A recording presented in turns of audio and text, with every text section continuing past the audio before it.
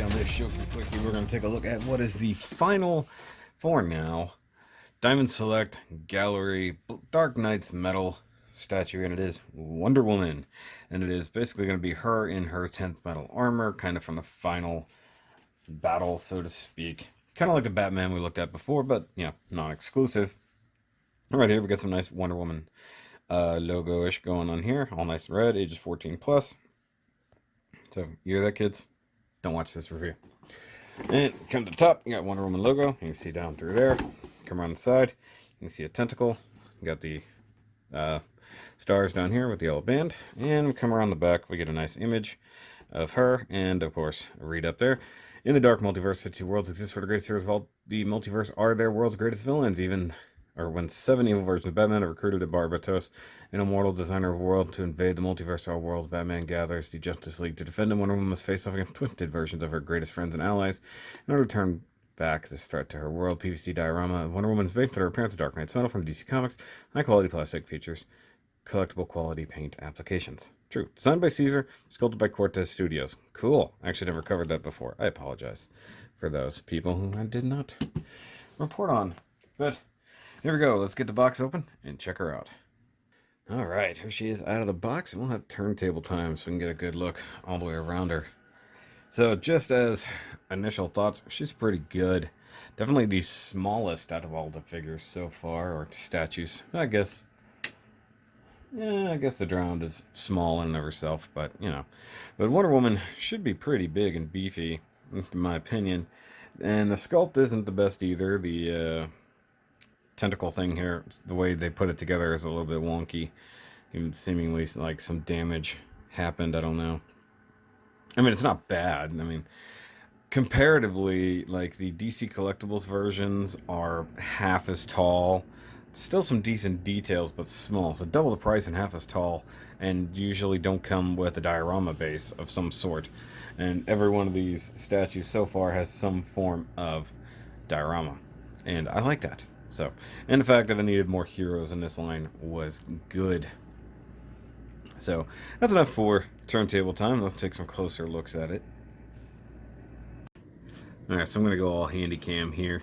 So, she's got a very nice face sculpt. They did a good job with the lipstick.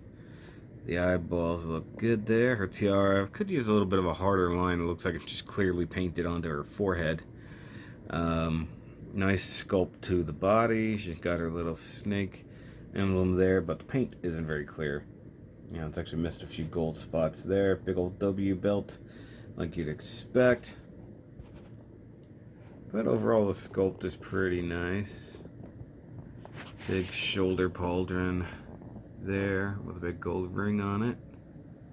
Especially she doesn't have her lasso like around her waist.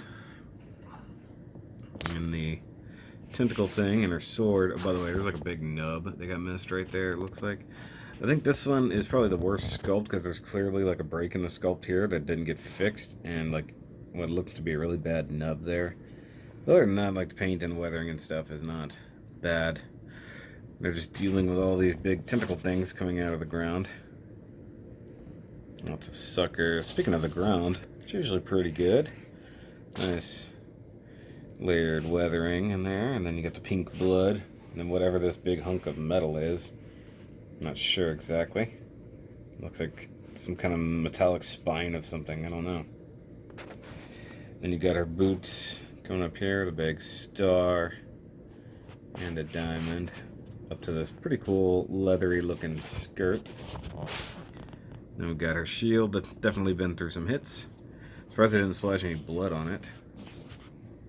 Got the side of her face. Sideburns aren't super clean. Could be better.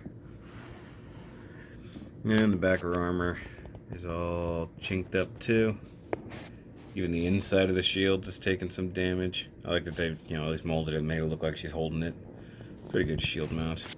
Here's the like leathery skirt. It's not too bad. But they couldn't give her any pants because Wonder Woman.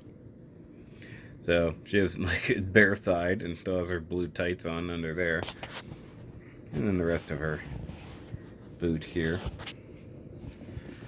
So like, this is probably the least least good paint job I've seen so far out of this line. That sword is pretty small for her. I figured she'd have a much better thing going on there, but it's not terrible. It's actually a nice texture here. But I mean, like, it's kind of like what I said with Batman. His armor was all grody and stuff, despite the fact it's supposed to be brand new 10th metal, but being that she's already been through God knows how long of a battle at this point, who knows. But let me pull out some other ones for comparison. So here's Batman. I say he's pretty sizable compared to her, but they've still scaled to each other, so that's good. And this is once again like how I wish they had done interlocking bases. So I mean, like, this, now that I look at it, this ground was done better than this. And like, this blood is like too like gooey and slimy. This looks like it's just there. So I mean, it's not bad, but now I'm seeing the major differences here. But you see what I mean? Like, he's got blood all over him. She's been hacking through everything and has none. So that's odd. And there she is with the Batman who laughs.